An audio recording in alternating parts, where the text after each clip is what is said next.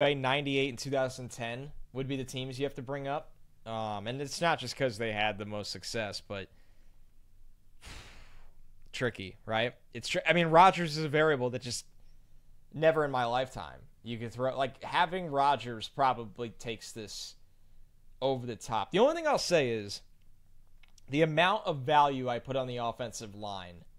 I don't remember 98 enough. I mean, I was literally, what, 6, 7 years old, maybe? I think 6 turned 7 that year. But 2010, I remember that offensive line was, I mean, you lined up and you punched someone in the mouth and you won the game. Like, that's something that in football cannot be appreciated enough. And I can't say that about this Jets team. There is no guarantee that they'll ever be able to do that. But they have Aaron Rodgers instead of Mark Sanchez. So, and they have a more gifted pass rush front. They do. I know it's a totally different scheme. Now, Bart and David Harris combined were better than Mosley and his running mates. Ooh, man. I don't know. I'll say no. I'll temper things a little bit. This isn't the most talented Jets team. I think there's a lot of, like, they have to show us. I'm not ready to anoint yet at all. I think the offensive line has too many questions. I think they have questions in the middle of the field on defense. That's a lot on the plate of Breece Hall's return from ACL. I think this is a really, really talented Jets team. I wonder if the most talented Jets team we'll see is 2024, assuming Rodgers comes back. You're in year 3 of Garrett Wilson, Breece Hall, Sauce Gardner. They got money. Maybe you made another move, or the offensive line is figured out a little bit more in concrete. So I think the arrow is really pointing up, but I can't get there yet. I can't. Yeah, I would say in terms of where they stack with the rest of the league right now, it's tough. I would say the back half of the top 10.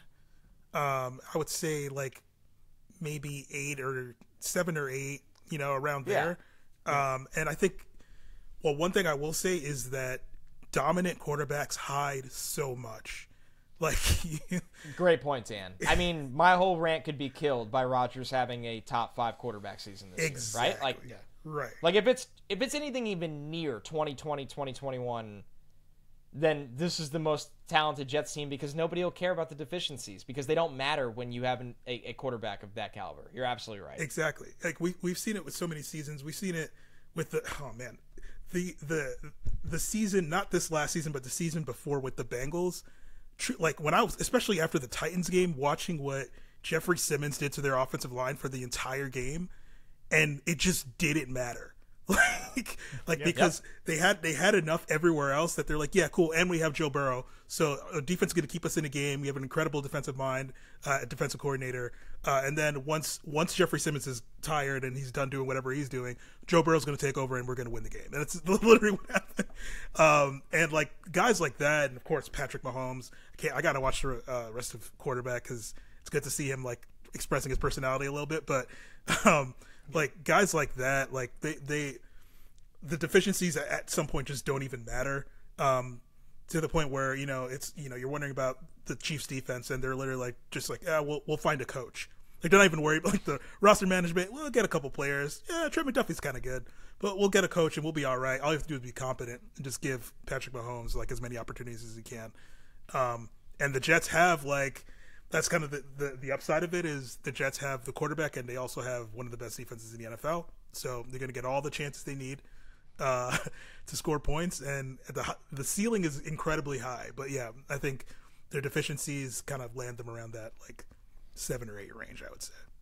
Right. It feels like this Jets team checks the premium spots off more than any other Jets roster. Yes. From 1 to 53, they are not the most talented. Right.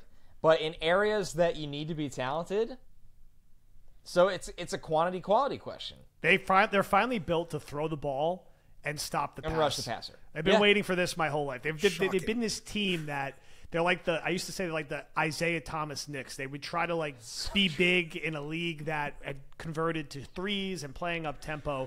And like, we could stop the run. We have one of the best run defenses in the league. Like, Nobody gives a shit. We dare you to throw to throw it at us. Can you throw to score, and can you make life hell for the quarterback? The Jets can throw to score because they have an elite quarterback and elite receiver, and they can make life hell for the quarterback because they have one of the 3 best defensive line groups in the league, and they have one of the best cornerback groups in the league. Finally, they are built the right way.